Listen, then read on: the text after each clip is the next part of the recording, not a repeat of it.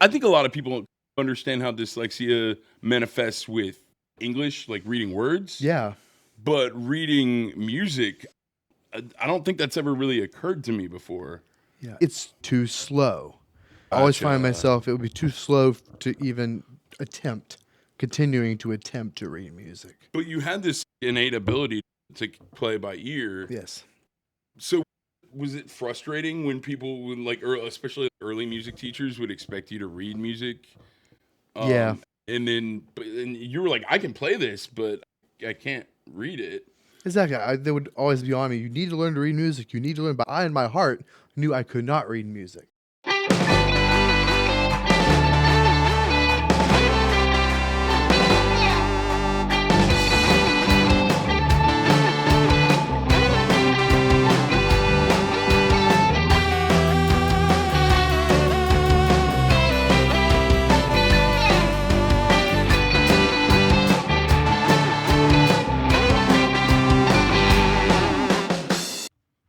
Welcome to Overeducated and Underemployed. We've got a really fascinating episode this week. I sat down with film composer Matthew Cravener. Before we get to that, I just got back from Athens, Georgia for AthFest. It was fantastic. I talked to MK Barnes, David Barbie, Dash Riprock, Lily Hyatt. All of those episodes are coming your way, so please hit subscribe. I had a fantastic talk with Matthew Cravener. We got into all kinds of stuff about dyslexia, Tourette's, his faith, everything in between. Really, really sweet guy. It's a really interesting talk. Really enjoyed talking to him. I do want to send my condolences out to him and his family. Unfortunately, since we recorded this episode, Matthew's father has passed away unexpectedly. And I just want to send my condolences out to his family. He was still really excited to get this episode out. Without any further ado, here's my interview with Matthew Cravener. Welcome to Overeducated and Underemployed. I'm here with Matthew Cravener. Hello. He's a composer and a pianist, a film composer.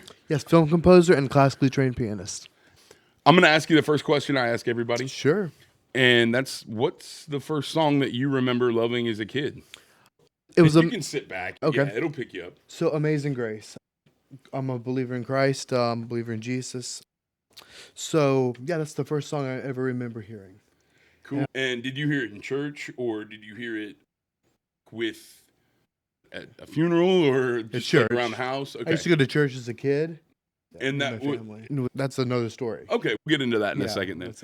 So, do you remember when you were a kid, do you remember how you were getting into music in general, not just church music? Because I think that's pretty common for a lot of people in this country. Is church is one of the first, whether they end up growing up to be religious or not, church ends up being like one of the first kind of pathways into music.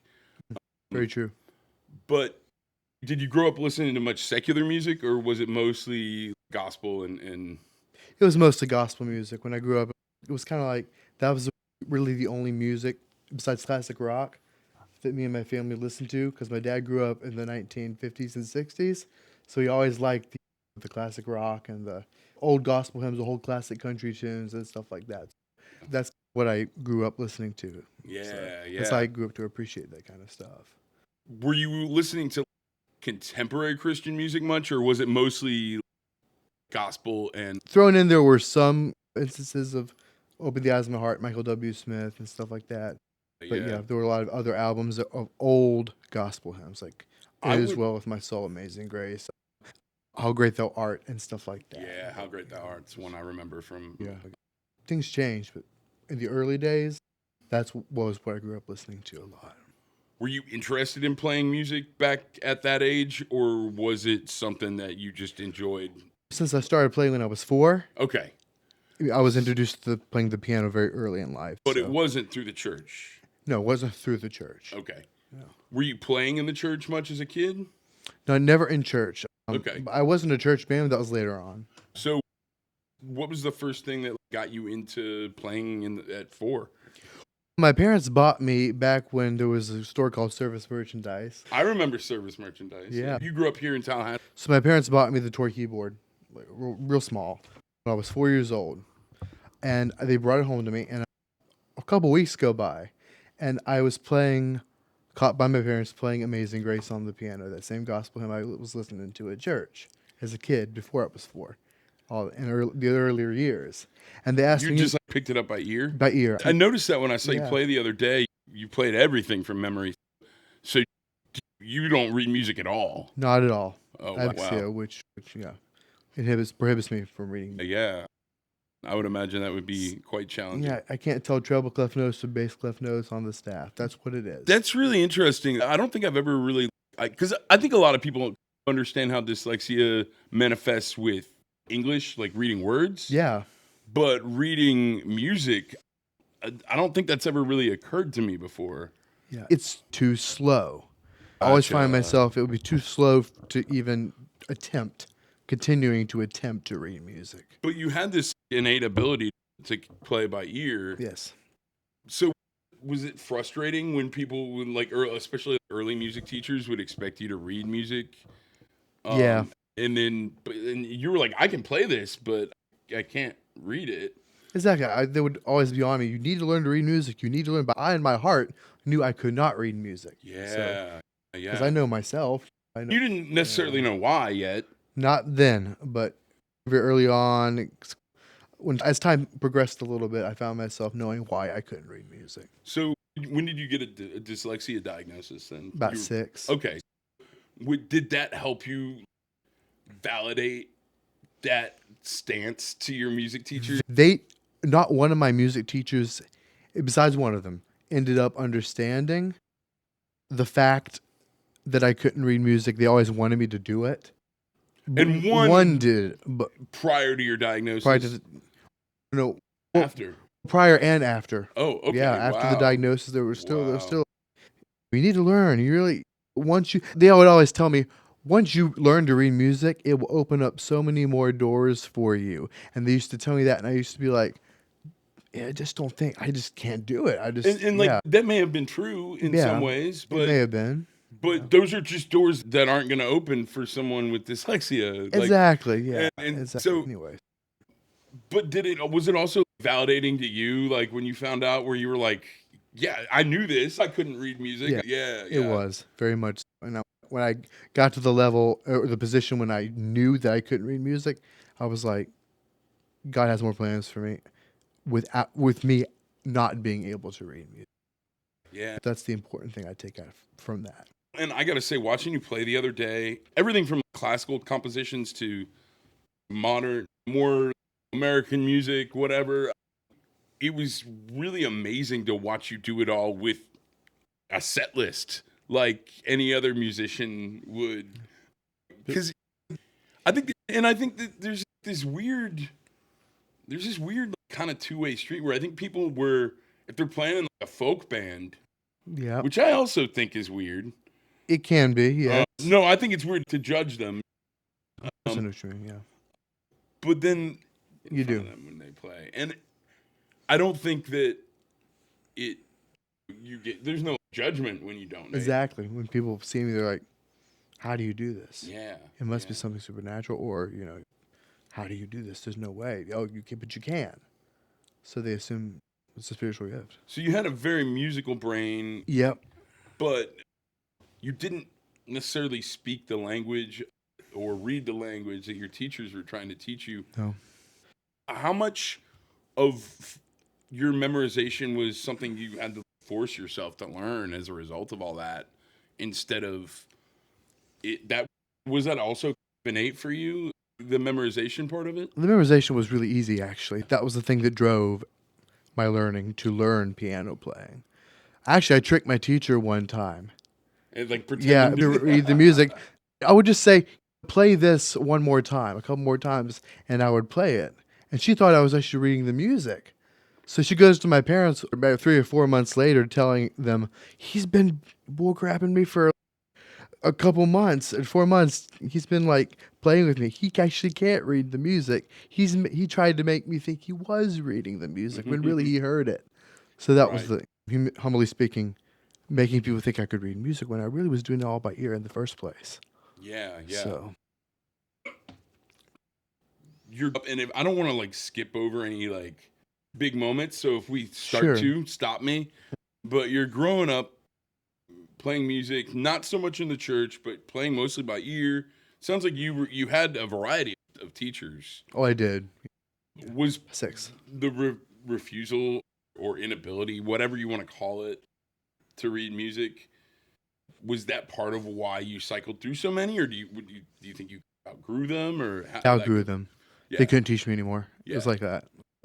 Yeah, like Danny Bedrosian's another example. Like, to college, and he was gonna go for music, and they were like, "We can't teach you anything." Yeah. And so he ended up getting a history degree, which is now like amazing because he's writing all these books about P-Funks. Yes. But he does read music. He does. Yeah. He does. Which is really cool for me because it doesn't seem like a guy that comes from has a classical music background. I hear. Yeah. Really. Yeah. So, yeah. But you wouldn't necessarily think that about P-Funk. No.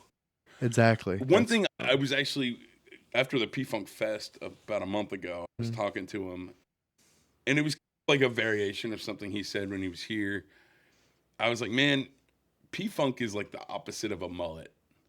Because the party's up front and the business is in the back. Okay, that's so cute.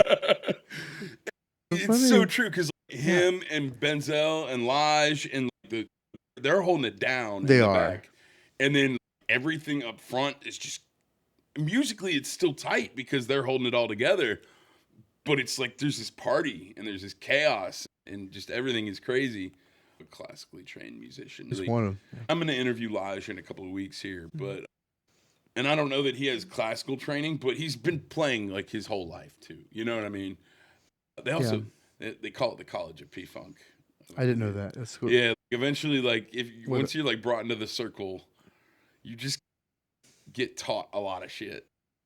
So anyway, I feel like both of us, would you consider yourself to be anything other than a classical musician? I'm currently in a band called My Sunday Drive. Oh, cool. Okay.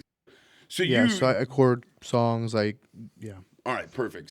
At what point did you start to branch out from classical music? Was that pretty much immediately when you started playing as a kid? Or? No, a lot of stuff happened between the classical piano playing. I started playing when I was 4 originally, and then live at the age of 6. But rock music didn't come until I was like 17, 18. I'm 31 now, so a lot happened in between that time. So you were playing in public at the age of 6, but you were playing only classical music? Pretty much, yeah. And not in church very often? I was in a church band at 12 or 13. 12 or 13. That ended pretty quick. I remember I went to a church camp, the one down in Leesburg at one point, and it was before they were like kind of sort of big in. But Skillet ended up playing at the church camp at the end of the week. They had like a concert. Yeah. And Skillet played. And it was like they weren't signed to anybody or anything. They were clearly touring and getting some attention because they were getting booked by one of the bigger church camps in the but then that's a band that broke out beyond. I guess the reason I bring that up is, did you ever think that like did musicians like that make you interested in being in a contemporary Christian band and seeing that path to some success? Yeah, a little bit. Once I heard the Christian music, the first Christian artist I heard, my mom introduced me to Michael W. Smith. Yeah. He was one of the founding members of contemporary Christian rock. When I heard that, it spurred me on to learn more Christian songs, even instrumentally, just doing the melody. For Christian songs. And before I knew it, I tried to be in a couple church bands, and which didn't really work out that well. But yeah, that's what happened. At least I ended up leaving the church group band. Gotcha. They were really nice. Yeah. I mean, sometimes things just aren't a good fit, and that's true. That's all it is. So at what point did you go from playing other people's music to starting to mess around and write your own stuff? Okay. Because you don't write. I do. I just do it all by ear, so I work in Logic. I know you compose. Yeah. But this is what I'm getting at. Okay. Like you're not writing You're just composing. I'm just composing. And It's I kinda don't like- know, is there a word for that? I usually hear it in my head. It's kind of like a Beethoven type of thing. But after I hear it in my head, after I compose it on my piano, so I sit at my piano and I write stuff. I don't play what I compose. I don't play with the film music. I don't play my film music. I just play. This is kind of getting to the heart of my question. How do you? I just play on the keyboard and I spin into my cell phone everything I just played, recorded it. You play essentially. They get like a digital transcription of what you played. I play it, and then I plug into Logic what was on my phone. I see. And it's on the computer program, the notes, but they're not notation notes. They're just notes on an editing window. I see. It's in the digital audio workstation on a computer. So this is what I find amazing is that in another time and place, tools for a dyslexic composer may not have existed. Back in the day? Yeah. Yeah. I don't really know. Because I started composing when I was 15, so I don't know how it was back in the day. But you started composing into a DAW. I started with GarageBand back in the GarageBand days. It's the basics. And then started recording childish things like my voice and adding instruments on top of my voice, just making my voice do weird things based off scores that I heard in the past. There were some horror movie scores. We'll get more into that later. But the first genre of film music that I started with, and also started composing and hearing, was horror. Interesting. Yes, and that changed over time.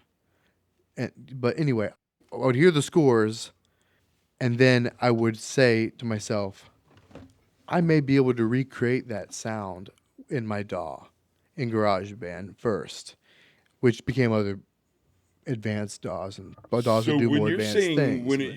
What's in your phone, like you'll just hum a tune. I'll play my piano. I'll record the piano. I'll put the phone on my piano. But does it ever happen if you're out and about and you just come up with a tune in your head? Oh yeah, but then I'd have to hum it in case you just when I walk outside. But yeah, like when I'm around the house or something like that. Yeah. I'll get it. Yeah, I'll get something in my head. I dream tunes as well. When did that start? Since I was a kid. Yeah. As I'm about to fall asleep, I'll get a tune going into my head. You know that sound gear that wakes you up?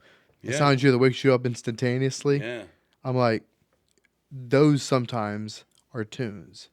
It's just weird. You had all these songs in your head and nowhere to put them. Yeah. What was that like? I had the songs, but I just didn't have a phone to record them in. So I would have to get stick recorders and do it. So I had a way to do it. So you would just record playing the piano yes. into a recording device. Yes, and I would have the tunes in my head long enough for me to get it down to go to the piano. Because I'd always had a keyboard and a piano from the beginning. Yeah. So I could have, like I said, I could have a tune in my head long enough for me to go to the piano and memorize it. When I didn't have enough time to memorize it, I would use a stick recorder. Now I have a phone. So that makes it a lot easier. Yeah, no, that's it. I think the process is just, it's unconventional because it has to be. Yes. But it's also interesting to me how it's evolved over the years. Oh, yeah. Because you must have all these recordings of songs that you never got to put into a DAW. Yeah, and a lot of them I've lost. Yeah. So at what point did you decide that you wanted to do this stuff professionally? Because I just talked to Evan Rossi, who's a comedian here in town last week. He was the episode before you. And he got the opposite advice. Okay. Where your dad told you to find something you love and you'll never work a day in your life. Yeah. And his dad told him that if he was going to do the thing he loved for a living, it would ruin the thing he loved because it would put all this pressure on it to do it every week. I think there's different strokes for different folks. I don't think there is a right or wrong way. Yeah. I do think the contrast between the two of you is very interesting. Okay. I just want to talk about how you have been able to avoid that pitfall of it becoming this thing that, is it just that you're constantly creating? Exactly. I'm constantly creating, and I have a driven passion for what I do, a genuine driven passion. and that is made, find something you love to do and you'll never have to work a day in your life, always true in my heart. Yeah. 'Cause I've always been doing it. I've always believed that. My dad drove it in my brain at a very young age, and I've never believed anything else. I think I kind of started because I didn't have much else to do. Yeah. I was like literally just looking for something to make me happy. Let's- Most things are, but man, I kind of hit rock bottom. I was just very unhappy and was looking for my next kind of chapter. But then when I started doing comedy, I looked back and I realized the only thing I ever really enjoyed about any job I had was making my coworkers laugh. What you're doing now is just that little ingredient. Yeah. So I tend to agree with your dad. I can see a side to both, but I do think like if you're not someone who constantly has songs in their head, it's almost like, and I think I'm someone who constantly has jokes in their head, right? Yeah. And usually at the wrong time, usually at the wrong place, usually about the wrong things for society to be okay with it. But if I get up on the stage and talk about it, it's suddenly okay. It's a different thing, yeah. Yeah. Completely different. Yeah, like atmosphere. you can't make the jokes about the thing when they're happening. People don't like that. No. But For some reason when you get on stage, it changes everything. it really does, yeah. Society-wide. And I would imagine if you're humming in somebody else's movie, Yeah. it's saying that you get a similar reaction to. Hey, you were spot on with that, yeah. But I also think I want to back up for a minute, actually, because a whole element that we didn't talk about, but I think is very important to what you ended up doing, Okay. and that's your love of movies. Yes. So what's the first movie you remember loving as a kid? Homeward Bound. I love that movie. Really? Yeah, Yeah. absolutely. Yeah. That actually leads back to a topic we have to talk about during this interview, and that is Tourette syndrome. Okay. I don't think we talked. We haven't. Okay, so I'm pretty familiar with a lot of things about it, but I don't. Okay, so but I don't know that I'm neurodivergent too, Okay. but just in ADHD and autism. I have autism as well. We can just pick it up on each other, I think, sometimes. Yeah.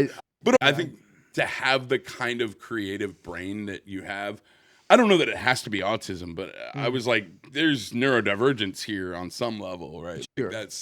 I think.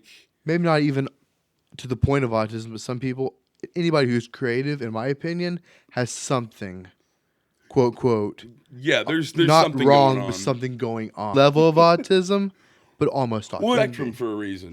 Yeah, It's just and then I think, not even, yeah. did you get that diagnosis 5. with your dyslexia or around the same Around time? the same time, all that was pretty much diagnosed, besides the Tourette's, that came out when I was 11. Okay. But the autism and everything, OCD, Yeah. ADHD, and dyslexia was all diagnosed at the age of 6. Wow. How much do you think that early diagnosis and intervention helped you find your path to success? That lies in the Tourette's. That doesn't lie in the autism or anything like that. Mhm. That's more in the 4 years of the dark times with Tourette's. So that would be what that's what led me to film scoring. That was what led me to everything. But I guess I just mean Nothing- so let me just talk for a moment as someone who wasn't diagnosed until their 30s. okay, I knew I was a weird kid because I didn't fit in anywhere. okay, I was never lived up to my potential, that kind of thing.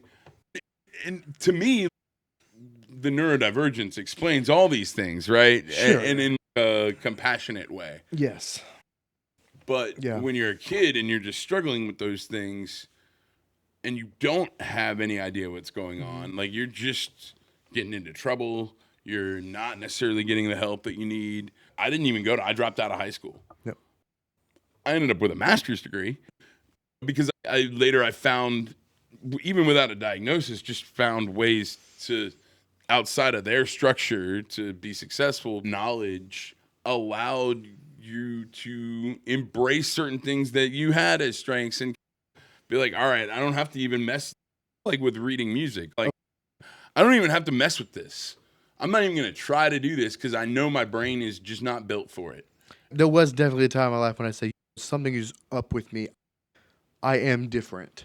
There's Yeah. something about me. I won't never forget it. There was a time I realized there is something about me that is different for sure, and it's not it will not be looked. The differences will not be looked at as good in other people. I knew right then. Was it before or after your diagnosis that you kind of had that moment? Though? Before? Okay. I told my parents about it, and later I got diagnosed. You think did that change for you? Did you feel a little bit more like you found your place as a kid after that? But not with autism, not the Tourette's, but with the autism CD stuff. Yes, I did.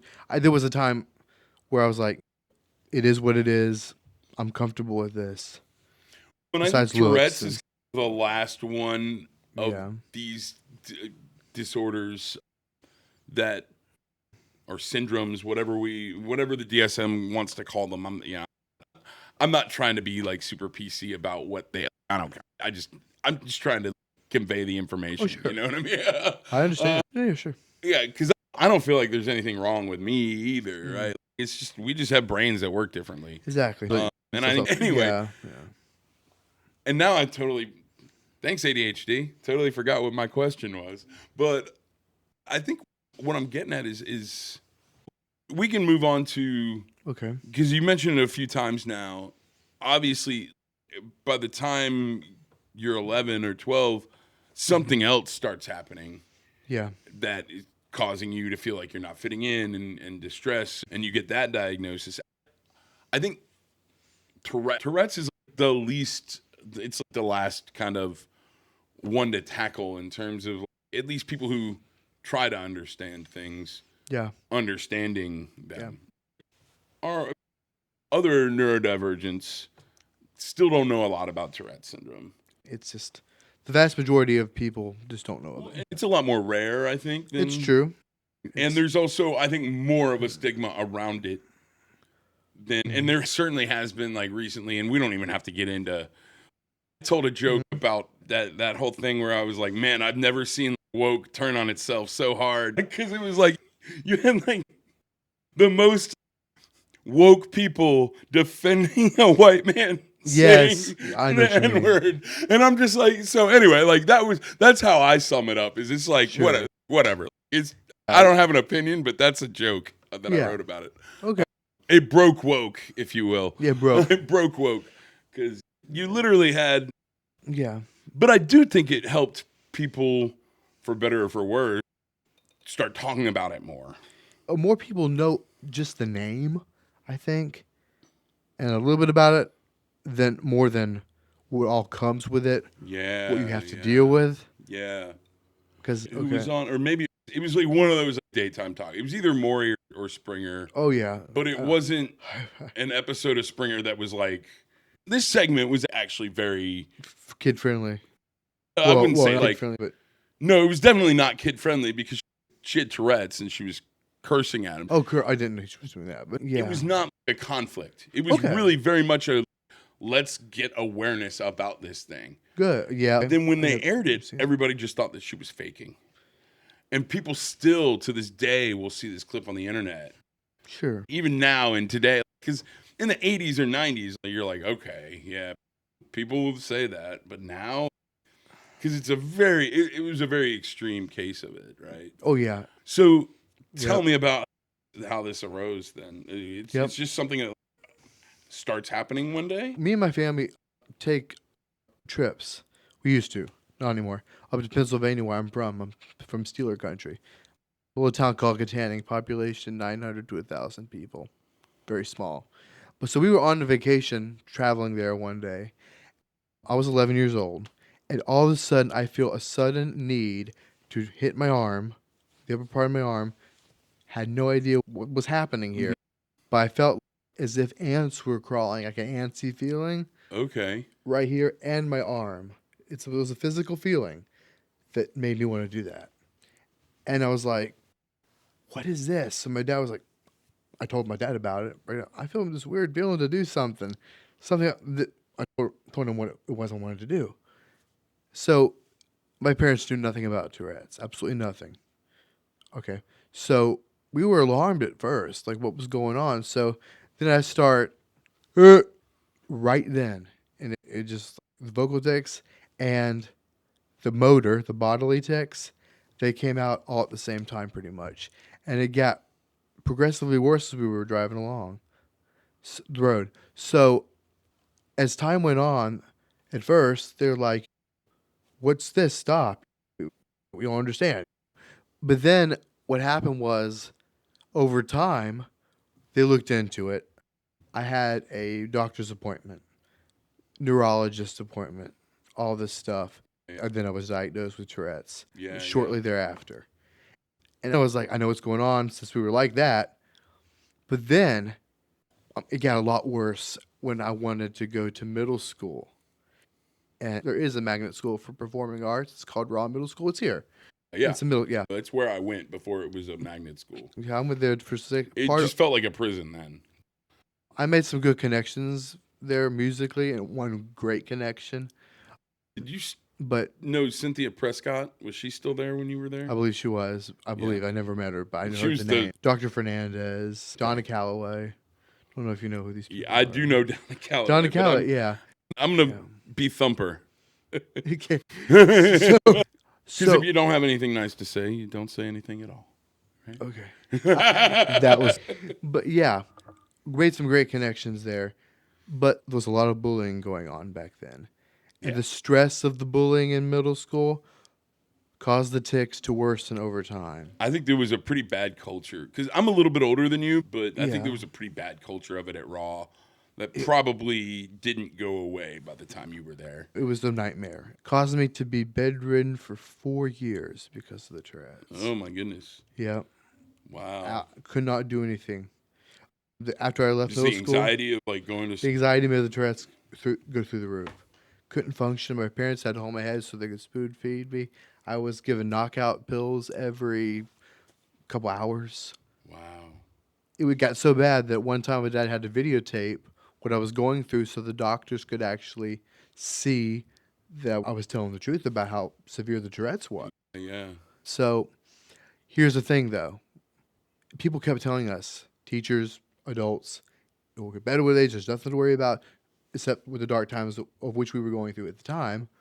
And it did. It got so much better with age. The prayers worked. Everybody was praying that we knew, who we knew, was praying for me and my family and all that stuff. It's common for it to get better with age, Yes, though. and almost everyone. So there's not a medication. There's not a therapy. There is medication, yeah. Oh, yeah, I take my pills, yeah. There's medication for it as well. Okay. There's therapy. So it's like a multifaceted kind of approach. Yes. Yeah. I tried acupuncture. My dad bought a hyperbaric oxygen chamber.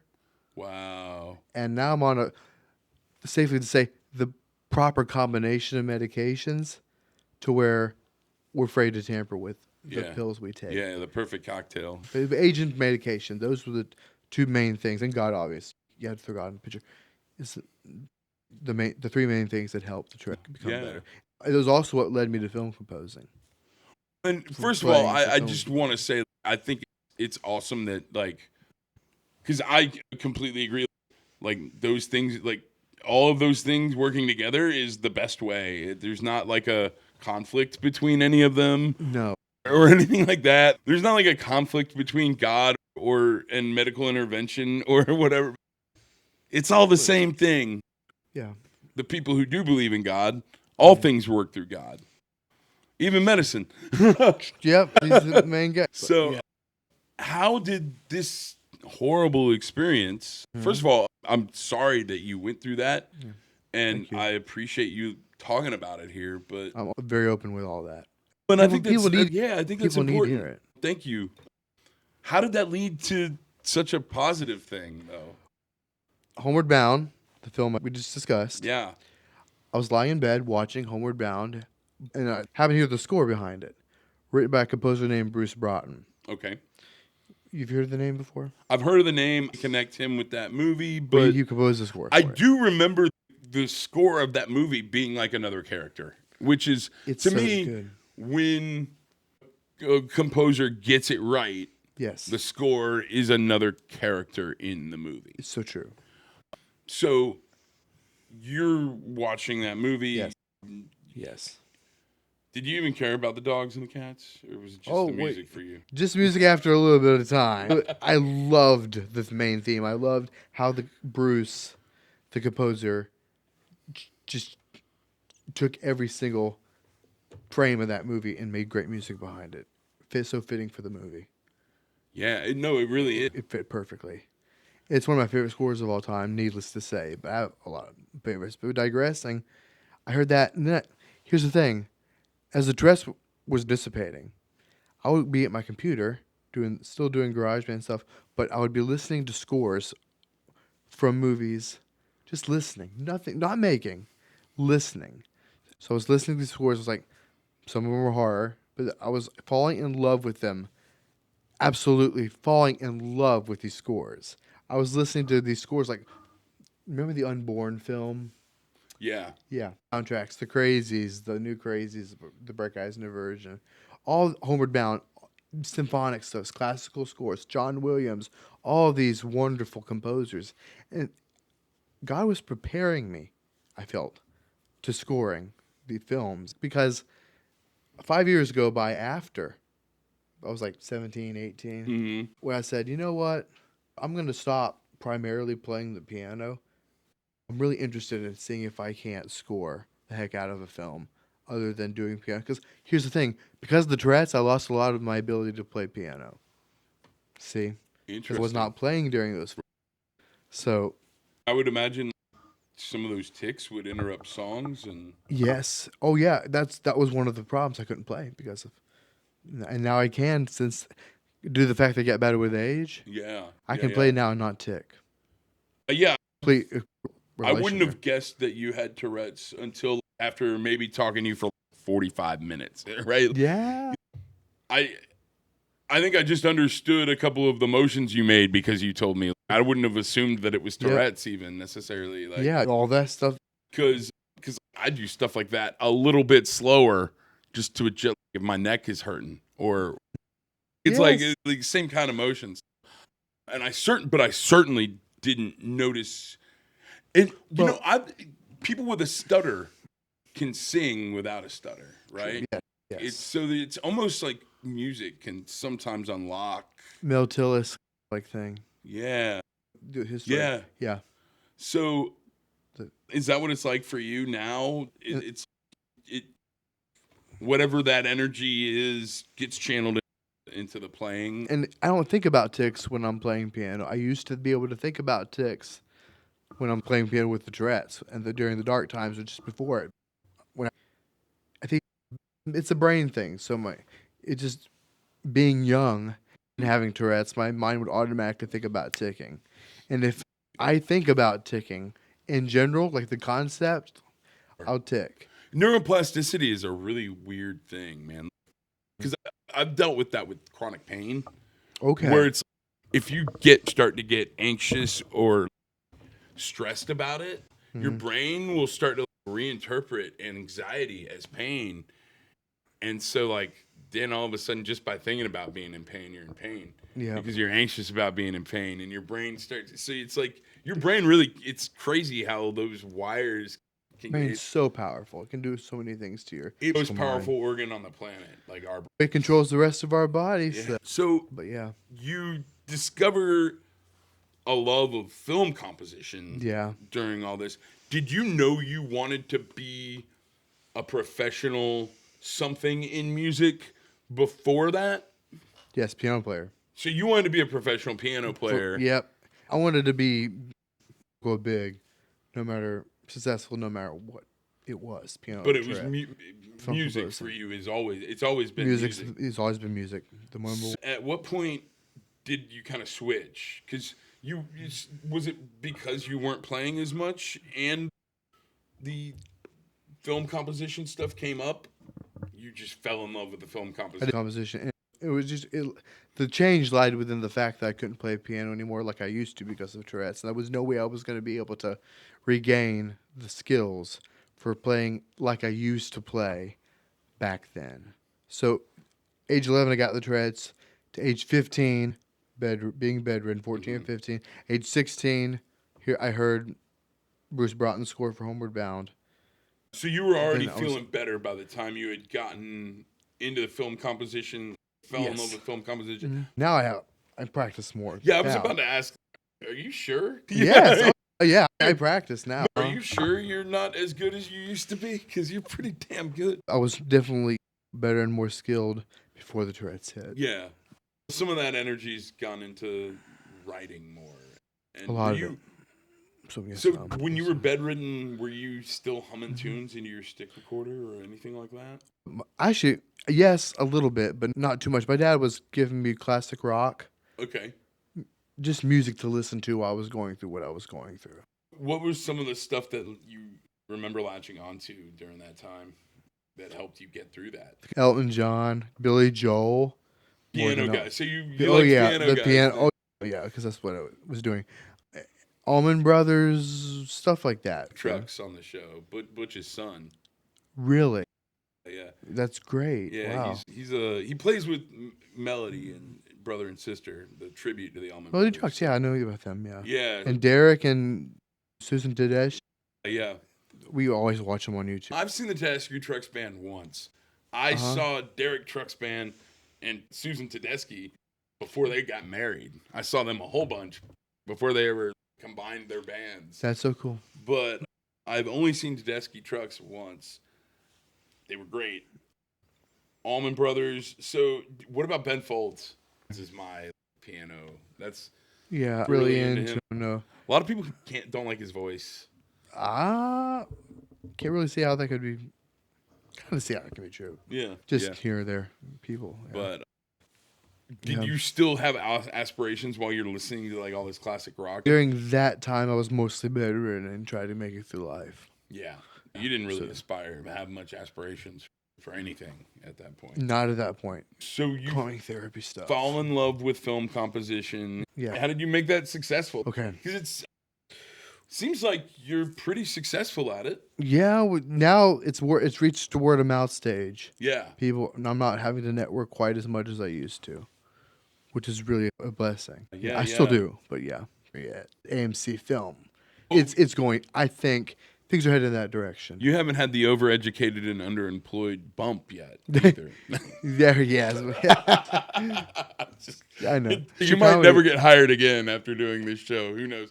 Definitely the compliment. I've seen your channel. It's very impressive. So I like it. So you got into horror movies. Yeah. What were some of the movies you wanted to score? The types of movies you really wanted to score when you fell in love with, and you were like, this is what I'm going to do. Yeah.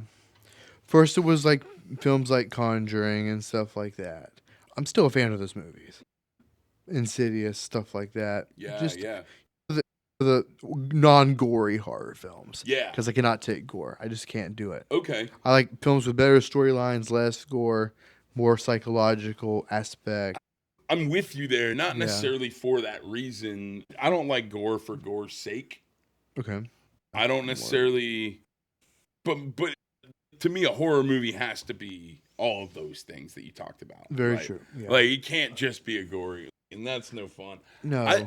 It doesn't really freak me out. Medical gore, I can't handle. I watched The Pit. Yeah. But there's scenes in the movie The Call with Halle Berry. So can't take the autopsy, stop to look and stuff. I've even got a scar right there where.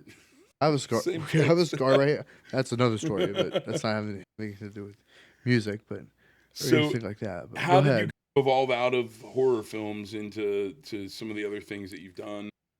And what? Yeah. How did your taste change as you started to compose movies? I was introduced to a guy named J.T. Timmons, John Taylor Timmons. He likes to be called J.T. My college professor. I went to TSC for a little bit. Okay. So I did end up quitting because I wanted to pursue music and not get a full degree. So I got halfway through my associate's degree. But it was during that time that I was taking a public speaking class. I'll never forget it. And the first day, my professor pulls me to the side. Says, I need to talk to you after class. I was like, oh my God, what did I just do? It started trying me. I think it's when you put your hand up like that. Okay. You're good, man. You're good. You can keep talking. So I was like, what did I do? Did I do something wrong? I don't know why. Yeah, I'm not even sure why he's pulling me over to the side. So he wanted me to meet a director, guy who had director aspirations. He was in the class that I was in at the time. that same day. It was JT Timmons. So he pulled us to the side, and he's like, I want you to meet each other. He had like a aspiration to start Red Eye Film Productions. Yeah. This is a good idea. I'm going to hook up with him and be his composer if he wants me to be his composer. So I was like, sure, let's do it. So here's the thing, that a lot of his stuff is horror, but over time, I got into, as my relationship with God grew, I can do thriller, action, and stuff like that, but not anything Conjuring related. I don't want to score that stuff anymore. Yeah. So his stuff got a little bit dark. I got you. But digressing, I still work with him. Yeah, sure. Yeah, scoring non-dark stuff. Yeah. And that's why, claims he's making some stuff that... unless the person I'm interviewing is like super religious, I don't really talk about that stuff. Like, it's all about like, I don't. Whereas if you go see me on stage, like doing comedy, I'll talk about all of that stuff, and half of my guests might like how I talk about it, half of them might not, right? But if I brought that stuff here, so I understand, like, having like boundaries about certain things you'll work on, certain things you won't. Certain people have boundaries about like when they'll call you, right? Yeah. Because they know what you want to work on and what you don't want to work on. Exactly. Like, I'm not going to call you to do a comedy sketch. Nope. No. But I might. Yes. Yeah, I was about to say. I'm not going to call you and be like, hey, I got this great comedy sketch. I think you'd be great in this other role. Because that's just not what you do. Yeah. I can do anything, but I do strive to do anything but horror.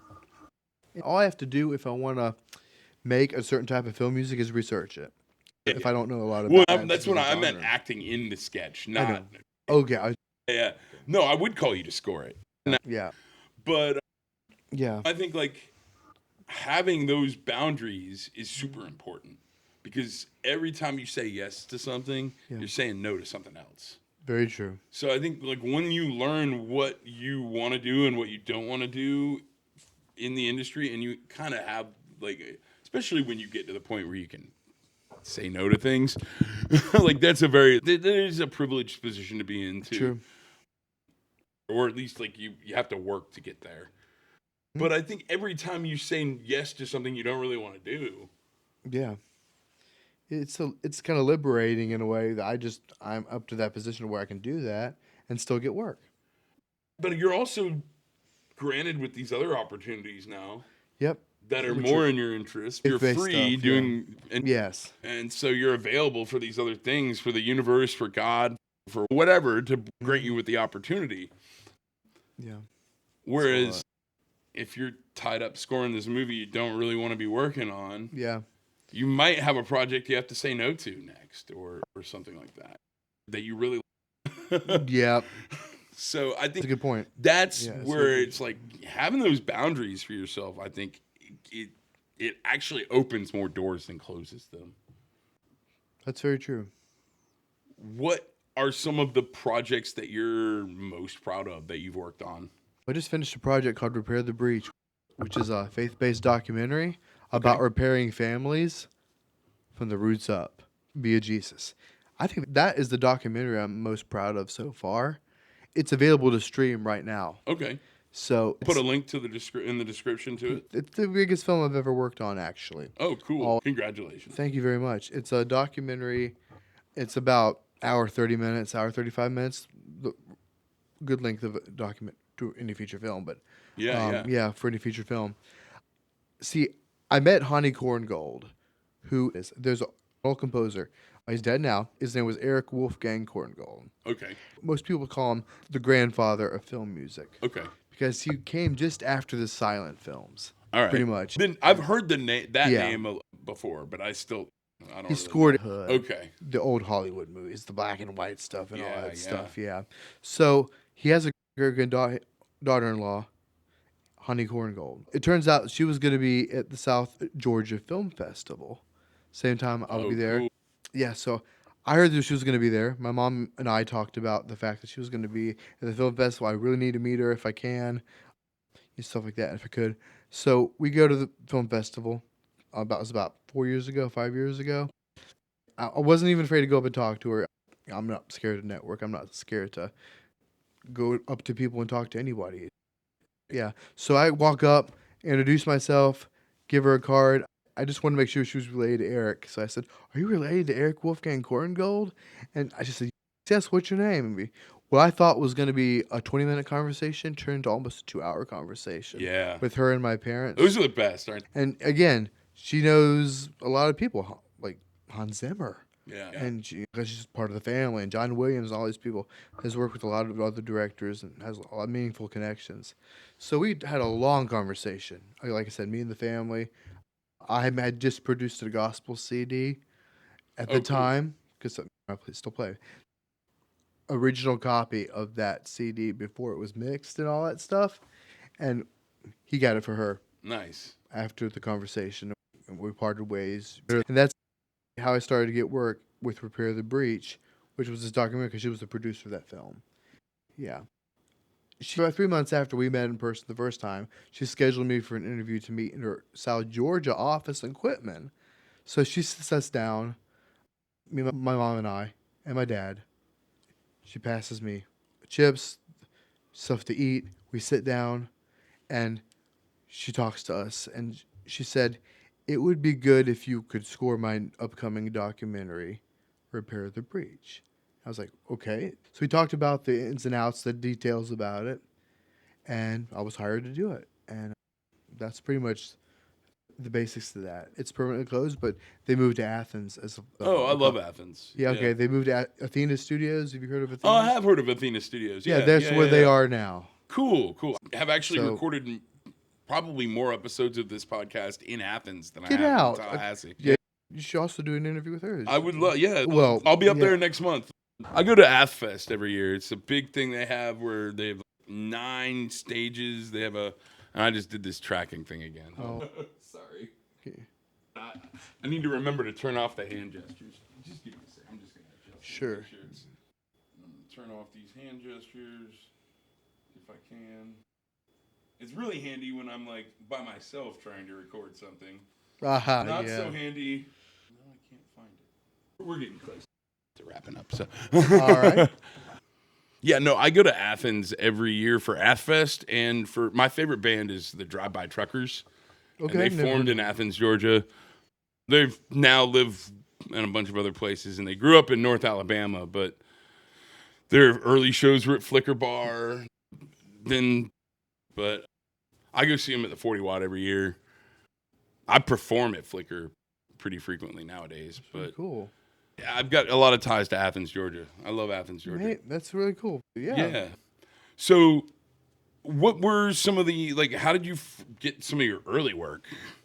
Red Eye. I'm working with them on and off since 2013. And you still work with them, just not on the really dark stuff. That's exactly what I do. What are some of the projects that you did with them that you are also really, that you're proud of, that you want to mention? Sure. There was a film called Front Burner. Front Burner was a politically based movie. The movie is like a drama, nothing but a drama. And it made its way to Filmapalooza after being selected as the winner for the 48-hour film competition in Savannah, Georgia. So whoever won the Savannah. Familiar with that 48-hour film. Yeah. That went to Filmapalooza, and that's as far as it got, because whatever won Filmapalooza, whichever film, would go to Cannes. But it was just a treat to have the film, which I scored. It was a short film. It was like 10 minutes. Did you get to go to the premiere, any of the fests or anything like that? No, not for that one. No. Have you been to Premieres Fest for your movie? South Georgia. What is that like for you? It was really cool to see my name up in lights on the big screen. That was really cool. Yeah. And it was one title card. So that was really cool. Is there anything you're working on now that you want to mention to people, or that you can? Because I know a lot of times you have NDAs and stuff like that, but this is actually potential, but I can tell you about it a little bit. There's an upcoming series called The Crossroads. Okay. Which is going to be filmed in St. Mary's, Georgia. Oh, cool. His name is Keith Jowers. Nice. And he has a production company called Dads for Life. He's based in Jacksonville, but it's going to be filmed at St. Mary's, like I said. We're going to do some podcasts and stuff like that in about a month or so. He's going to have me on for a couple more things, and then I'm going to get a chance to score that I think it's a 10-episode miniseries. Nice. Yeah, I'm really looking forward to that. That's We've done everything we talk about, business stuff, so we're good with that. We're pretty much good to go with that. I also scored. This is a past thing, but it may come out. Is a film shot in L.A. It's called Disremember and has Dermot Mulroney from Chicago Fire in it. Oh, cool. I wrote the whole score for that movie, but the real thing that sticks out about that score is the main title. The director absolutely loved the main title of the score, and which is also in the ending. Will be in the ending credits. I added a bridge to it, but the main title's the icing on the cake when it comes to that film score. But it's like a Hitchcockian kind of like bell kind of like thing with cellos and stuff like that. So it's really cool. The instrumentation's really dapper. I like it. But that film, stay tuned. But yeah. So you do, when you score a film, you do everything from compose the music to record the actual music that gets used in the film. I do everything except mix it. But you arrange it. I arrange it. You do everything. Yeah. I have to send all the stems, the individual tracks, the regions to the mixer when it's done. I do everything else. Automate, record, set up every plug-in, record everything. Yeah. Bounce everything. I want to jump back to really quick is you briefly mentioned GarageBand. Yeah. But it sounds like it was such a game changer for you. It was the thing that caused me to work into other DAWs. How do you think software like that has, obviously it's had a positive impact. Do you think that there's been downsides to any of it too? Back in the old days when people had to learn to read music, sure.